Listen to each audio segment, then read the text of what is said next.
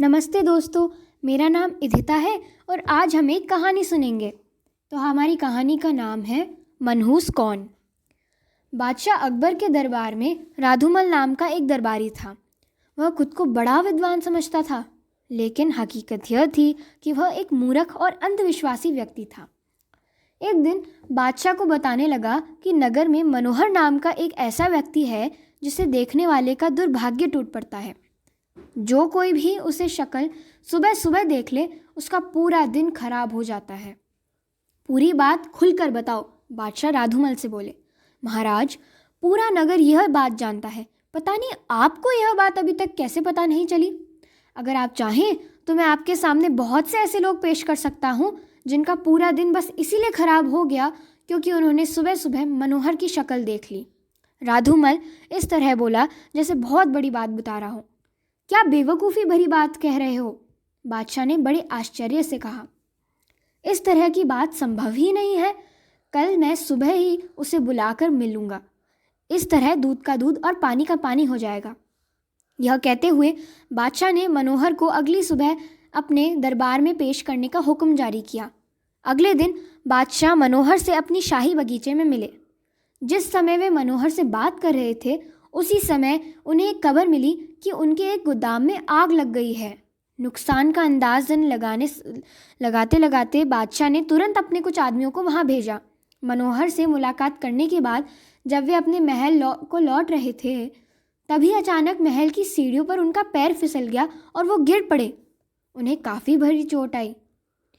तुरंत शाही हकीम को बुलाया गया और उसने उन्हें दवा दी। आज यह सुबह से कैसे हो गया, बादशाह सोच रहे थे। कुछ देर आराम करने के बाद उन्होंने भोजन किया और फिर वह महल दीवानी की खास में जा पहुँचे। थोड़ी देर बाद वह राधुमल आ पहुँचा। जब बादशाह ने उसे सुबह से घटी सारी घटनाओं के बारे में बताया तो वह कहने लगा, जहाँपना, मैंने कहा था ना कि जो मनोहर की शक्ल सुबह सुबह देख लेता है उसका पूरा दिन बड़ी मुश्किल से निकलता है। उस दिन की घटना की वजह से बादशाह को राधुमल की बातों पर विश्वास होने लगा। तो क्या वे सोचने लगे, हो ना हो, राधुमल की बातों में कुछ सच्चाई ज़रूर है। पहले तो मैंने उसकी बातों पर भरोसा नहीं किया था, लेकिन आज की घटना से यह बात साबित हो गई है। उन्होंने मनोहर को कारागार में डालने का फैसला किया, जिससे उसकी शक्ल देखने की वजह से किसी और का यह दुष्परिणाम न भुगतना पड़े। उन्होंने तुरंत नगर कोतवाल को तलब किया और उसे मनोहर को पकड़कर दरबार में पेश करने का हुक्म जारी किया।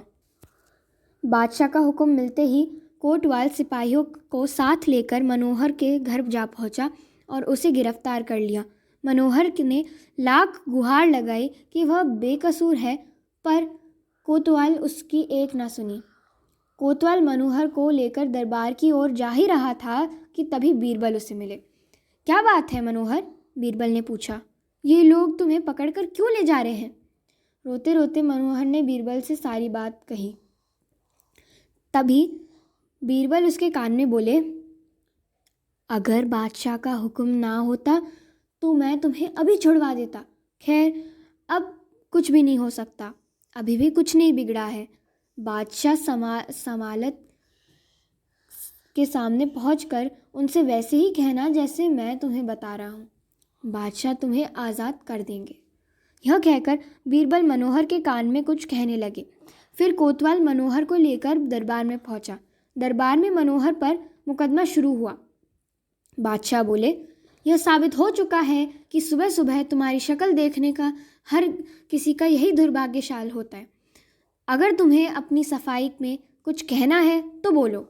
मनोहर बोला, जहाँपना, मेरी शक्ल सुबह सुबह देखकर कुछ नुकसान उठाने की वजह से आप कारावास में डाल रहे हैं। थोड़ा बहुत माली नुकसान आप जैसे अजीम शहंशाह के लिए कोई मायने नहीं रखता। रही शरीकत को चोट की बात, तो वह भी कुछ दिनों में ठीक हो जाएगी, लेकिन मुझे तो आपकी शक्ल देखने का नतीजा आपने कारावास के रूप में भुगतना पड़ रहा है। अब आप ही बताइए, ज़्यादा मनहूस कौन है, मनोहर की बात सुनकर बादशाह समझ गए कि यह बात कहने का सुझाव उसे बीरबल ने ही दिया होगा। उन्होंने उसे मुक्त कर दिया। वह बादशाह और बीरबल का गुणगान करता हुआ वहाँ से चला गया। तो दोस्तों हमारी आज की कहानी यहीं समाप्त होती है और मुझे आशा है कि आपको ये कहानी बहुत पसंद आई होगी।